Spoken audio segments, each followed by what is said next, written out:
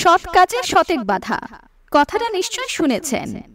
আমাদের প্রত্যেকের সাথেই এই বিষয়টা জীবনে কোনো না কোনো সময় হয়ে থাকে। যখনই কোনো কাজ করব বলে ভাবি, হাজারটা বাধা এসে দাঁড়ায়। তবে সেই বাধা কখনো কখনো হতে পারে পরিস্থিতি, যার উপর আমাদের কোনো নিয়ন্ত্রণ থাকে না। আবার কখনো কখনো হতে পারে কিছু মানুষ, যারা ইচ্ছাকৃতভাবে কৃত্রিম বাধার সৃষ্টি করে আমাদের মানসিক অশান্তি দেয়। আজকের ভিডিওতে বলবো, যারা ইচ্ছাকৃতভাবে এই বাধার সৃষ্টি করে থাকেন তাদেরকে কিভাবে জব্দ করবেন। বন্ধুরা, তাদেরকে জব্দ করার মোক্ষম 4টি উপায় হলো: নাম্বার 1, যখনই নতুন কোনো কাজ শুরু করার পরিকল্পনা করবেন, সেটাকে নিজের মধ্যেই সীমিত রাখুন, কাউকে শেয়ার করবেন না।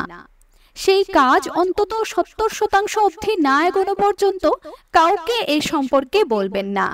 আর যদি আপনি নাই বলেন, তাহলে সেই দুষ্ট লোকগুলো আপনার কাজে কোনো বাধার সৃষ্টি করতে পারবে না। নাম্বার 2, তারা হয়তো আপনার পেট থেকে কথা বের করার জন্য নানান ফন্দি ফিকির করবে, আপনার কাছের মানুষ হওয়ার ভান করবে, কিন্তু আপনাকে সচেতন থাকতে হবে। সে যতই মিষ্টি মিষ্টি কথা বলুক বা যতই আপন হওয়ার ভান করুক না কেন, একটা কথা মনে রাখবেন, আজকাল কেউ কারো উন্নতি সহ্য করতে পারে না, তাই তাকে বিশ্বাস করে গড়গড় করে সব বলে দেবেন না। নাম্বার 3, এমন মানুষেরা সরাসরি না হলেও অন্য কোনো সূত্রে আপনার জীবনের সমস্ত আপডেট জানতে চাইবে। সুতরাং আপনি একমাত্র আপনার ঘরের লোক ছাড়া কাউকে নিজের নতুন পরিকল্পনার কথা বলবেন না। কাউকে যদি কিছু না বলেন, তাহলে সে হাজার চেষ্টা করেও আপনার সম্পর্কে কোনো তথ্য জানতে পারবে না।